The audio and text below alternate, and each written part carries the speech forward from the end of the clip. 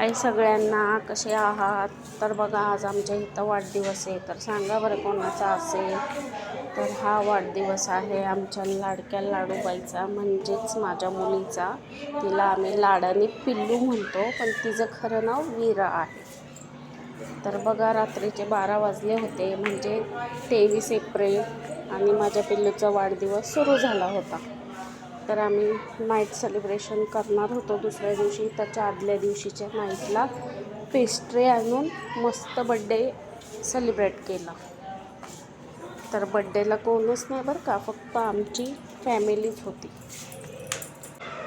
बघा मग बड्डेचं सेलिब्रेशन. तर बघा, तिने बरोबर केक कापला आणि तिच्या भावाला खाऊ घातला. आता त्यांनी तर पहिल्यांदा बड्डे सेलिब्रेट करत होता, म्हणजे त्याचा अगोदरचा बड्डे झाला, पण त्यावेळेस तो खूप छोटा होता, त्याला काही कळत नव्हतं. बघा, तिची आजी केक चालताना पण व्हिडिओ काढत होती आणि तिच्या पप्पांना झोपेतनं उठवलेलं, तरी पण बघा तिच्याबरोबर कशी गंमत करत होते.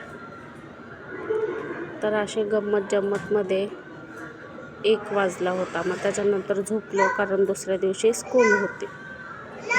तर बघा, स्कूलमध्ये चाललो होतो. हिला सकाळचं स्कूलमध्ये सोडलो आणि हिचा पहिल्यांदाच बड्डे आला होता की ज्यावेळेस स्कूल चालू आहे.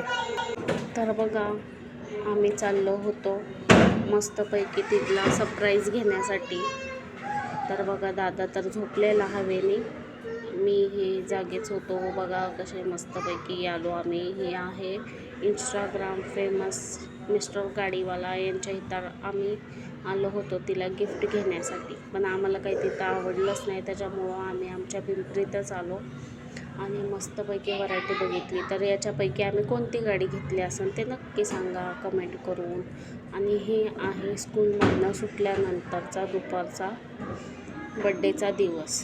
तर हे माझ्याकडून माझ्या पिल्लूसाठी एकदम खास सरप्राईज होतं. म्हणजे नॉर्मली छोट्या छोट्या गोष्टीत पण तिला खूप आनंद भेटतो. तर बघा तिला किती आनंद झाला होता.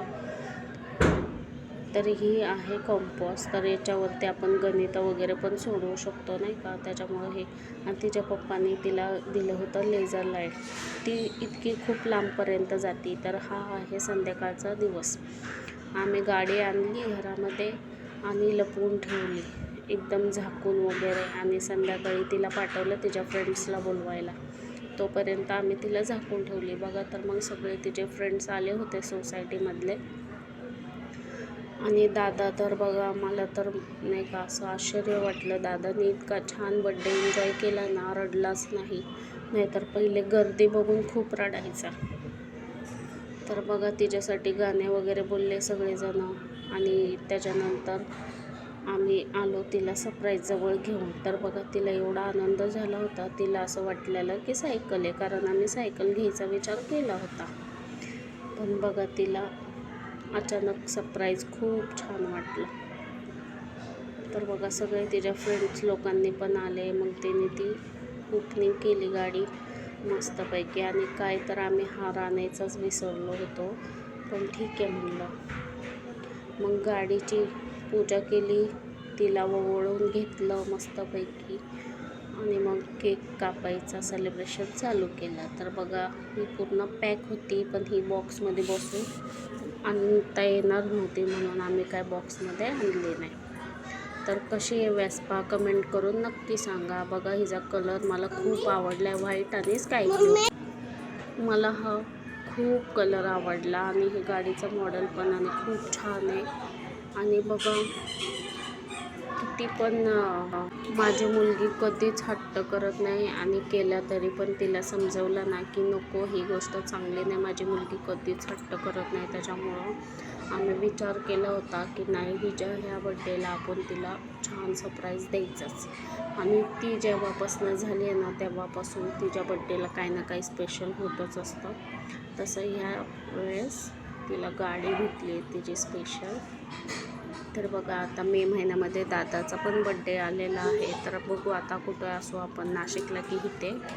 माझी मुलगी एकदम बेस्ट मुलगी आहे. माझी मुलगी माझं सगळं ऐकते, आणि नको म्हटलं तर आपल्या परिस्थितीची जाण तर ठेवते, म्हणजे ठेवतेच.